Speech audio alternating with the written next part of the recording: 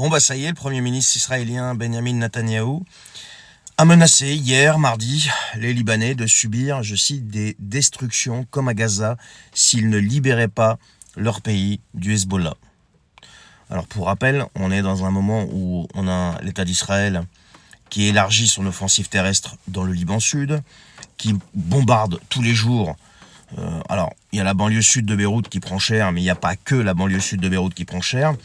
Et là, on a un Premier ministre qui se vante d'avoir tué le chef du Hezbollah, d'avoir tué son successeur et le successeur de son successeur. Et dans un message vidéo hier, il a dit, je cite, « Libérez votre pays du Hezbollah ». Voilà. Il l'a adressé en anglais aux Libanais et il a menacé le Liban, en cas contraire, de connaître des destructions et des souffrances comme celles que nous voyons à Gaza. Ça, ce sont ses mots. Alors, ce qu'il faut savoir, c'est que jusqu'à présent, il y a déjà eu des milliers de morts au Liban.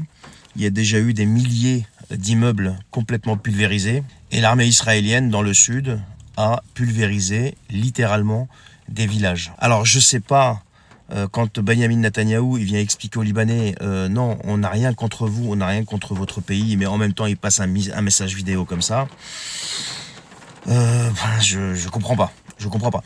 Comment tu veux, par exemple, si on suit sa logique, comment tu veux que les Libanais libèrent leur pays alors que leur armée est volontairement affaiblie par les États-Unis pour pas qu'elle ne soit forte à côté, aux frontières directes de l'État d'Israël. Ça, c'est la réalité, c'est factuel. C'est factuel, vous pouvez aller faire les recherches que vous voulez. L'armée libanaise est volontairement affaiblie pour qu'elle ne représente pas une menace et un danger pour Israël. Et après, on vient de dire aux Libanais, libérez votre pays du Hezbollah, qui lui est financé et armé par l'Iran.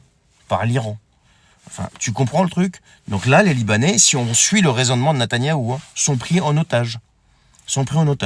Et vu qu'ils vont pas pouvoir, comme il dit lui, je parle à sa place là, comme il dit lui, vu qu'ils vont pas pouvoir libérer leur pays, comme il dit du Hezbollah, eh bien qu'est-ce qui va se passer?